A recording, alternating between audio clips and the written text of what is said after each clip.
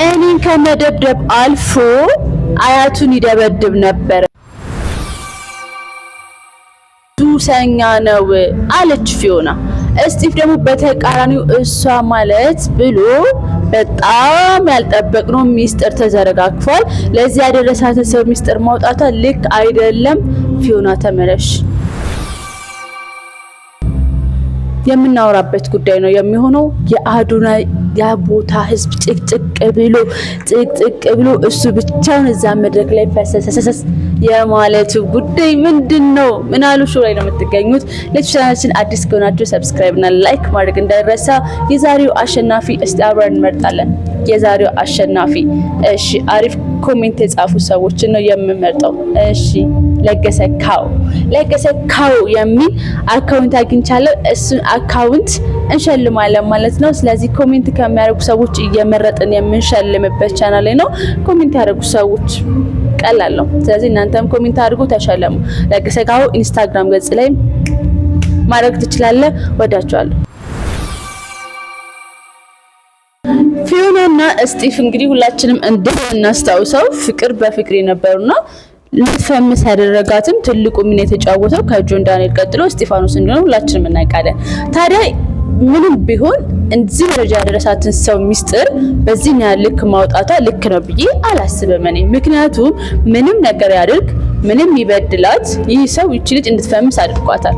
ፊዮና ግን ከፈምሰች በኋላ ከጊዜ ወደ ጊዜ የምታሳያቸው ነገሮች እጅጉን የሚያስከፋ ነገር ቢሆንም በዚህ ልክ ግን ስለሱ እንደዚህ ማውራቷ ተገቢ አይደለም። ነገር ግን ቢሆንም እሱ አያቱን ይደበድብ እንደነበረ አላስፈላጊ ነገሮች የሚያደርግ ሰው እንደሆነ በጣም ሱሰኛ እንደሆነ የከመክሳቱ ሚስጥር ከዛ ደግሞ ሊሞት እንደሆነ ማለት በመሞቱ ገና ከዚህ በላይ ዋጋ ትከፍልበታለ ከጥቂት ጊዜያት በኋላ ትለምነኛለ የሚሉ ስቶሪዎችን አድርጋ ማየት እጅግ በጣም የሚያሳፍርም ከሷ የማይጠበቅም ነው።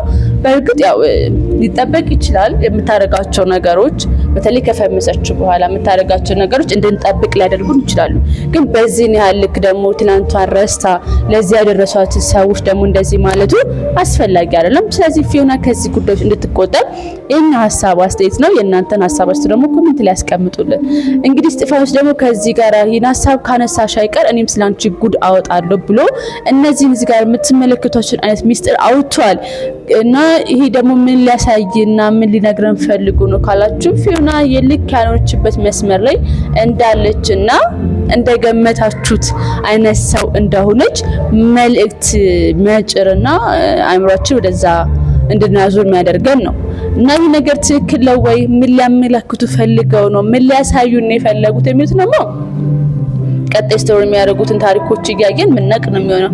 አሁን ግን እሱ እንደዛ እንደሆነ እሷም ደግሞ እንደምታዩት አይነት ነገር እንደምታደርግ ነው የተነገረው ወይም ደግሞ ሚስጥር ብለው ያወጣጡት ነገርና እኔ ግን ፊዮና ልክ አይደለችም ባይ ነኝ። ምንም ነገር ቢያደርግ ትልቅ ቦታ ላይ እንዲደርሱ ያደርጋችሁ ሰዎች እንደዚህ ማድረጉ አስፈላጊ አይደለም አይመስላችሁም? እኔ እንደዛ ይመስለኛልና እንደዛ ነገሮች ነው ያሉት ጉዳዮች። ሌላኛው የአዶናይ የአሜሪካ ቱር ላይ ያልተጠበቀ ህዝብ መጉረፍ በጣም በርካቶችን እያነጋገረ ነው የሚገኘው ነው የምላችሁ። እና እነ ጂጂኪያም ተመልሰው እንዴት አሜሪካ ያለ ሰው ያነቃቃል ሲሉ ተሰምተዋል። ግን ጉዳዩ እንደምታዩት ሳይሆን እንደሚተወራው ሳይሆን ከሱ ተቃራኒ ሆኖ እንደውም እዛ ያለ ሰው መነቃቃት የሚፈልግ ነው የሚመስለው። ስቴዲየሙ የነበረው እንትን ተጥቅ ብሎ ሞልቶ መታየቱ በዛ ደግሞ the first ኢትዮጵያን ነው እዛ ውስጥ እዛ ሆል ውስጥ ወይም ደግሞ አዳራሹ ውስጥ ያንን ያደረገውና እሱም ለኢትዮጵያውያን ትልቅ ነገር ነው ብዬ አስባለሁ። ምን ትላላችሁ እናንተ? ሀሳብ አስተያየታችሁን አስቀምጡበት።